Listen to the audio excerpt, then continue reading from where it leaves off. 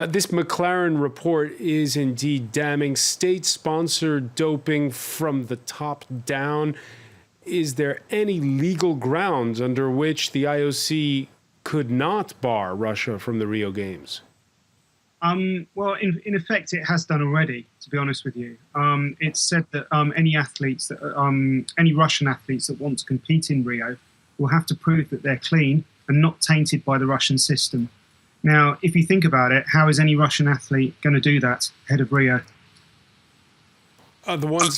Perhaps the ones that are training outside of Russia. That's true, but given that the report also implicates the Russian Olympic Committee and the national team selection body in the state-sponsored system of doping, it's going to be very, very difficult if they've taken part in any training camps, if they've dealt with any managers that are linked to Russia, for them to prove they haven't been tainted by the Russian doping system. This report that came out, the McLaren report, did you see it coming? Well, it tied together a lot of the things that we've been looking at for a while, to be honest with you. But what it did do is it went deeper into the sort of extent of what was going on. We knew that some samples had been destroyed by the Moscow laboratory. We didn't know that 8,000 samples of 10,000 had been destroyed, and that the World Anti-Doping Agency had actually tipped the Russian laboratory off that they were coming to pay a surprise visit to take away their samples for further analysis. So there is some degree of culpability on WADA's part into what went on in Russia, and yet that hasn't been yet examined. It hasn't been examined by the report. The IOC are not examining it. It's something that needs to be looked into. And so it's come to a head is in large part, we know, because of some investigative journalism.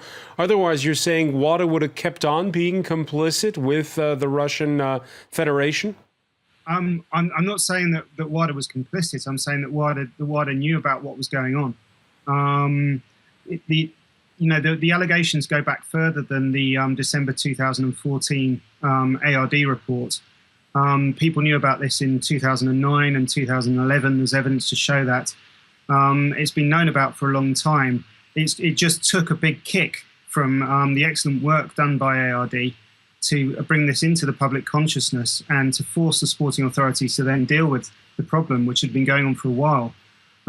So why did WADA tip him off?